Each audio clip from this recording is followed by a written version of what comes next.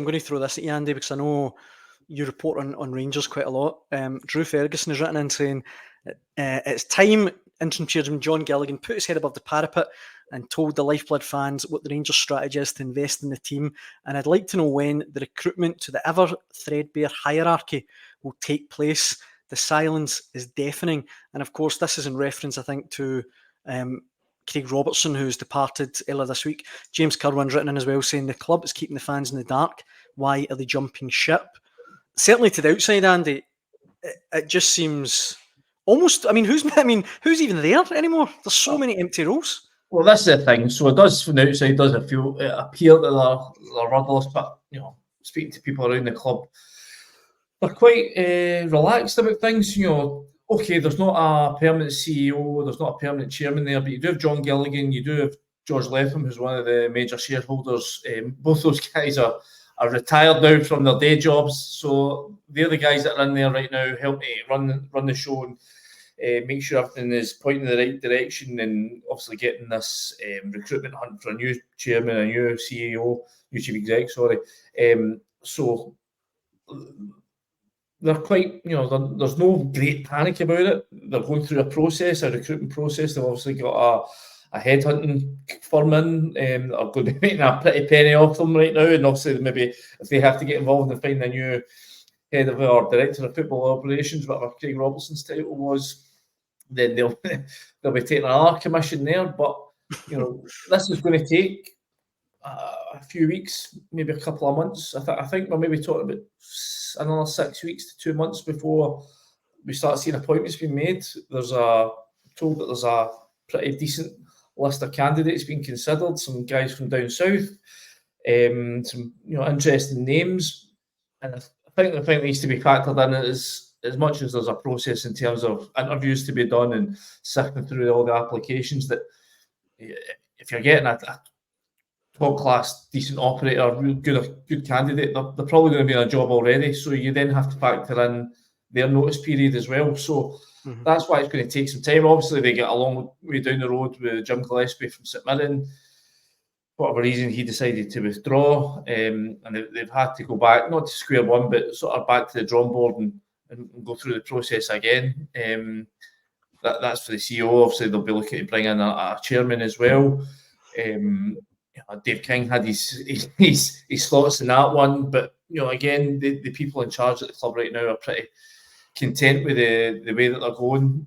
Believe that they can get the right people to come in, but again, it's just patience. As much as there's patience required with the team and the way that they're performing, some performances are good, then they drop off a wee bit. It's going to take multiple windows for Rangers to get themselves into a shape where they can really compete again.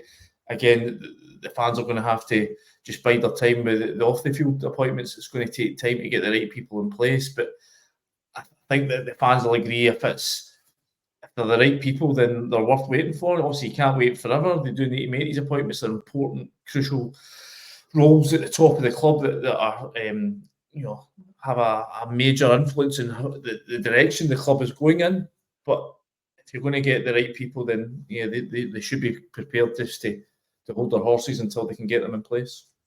That all sounds perfectly reasonable, obviously. But Fraser, as Drew says in the comments, is it maybe about time that John Gilligan or whoever come out and maybe shared a wee bit with the Rangers fans what the script is? We did the press conference, was it 3 weeks ago? I went up. So he did, to be fair. He did. So he tried his best. They didn't really get an awful lot of direct answers out of him. Sounded like a CEO was maybe imminent. Well, no imminent, but at that stage, maybe a month or two away. So certainly sounds like there could be somebody in there in the next few weeks. And that's where it starts, doesn't it? And then you'd like to think the rest will follow. It's just Philippe Clement I feel sorry for in this situation, because he's the face here of a Rangers, a club that's kind of struggling a wee bit. He's the face of it.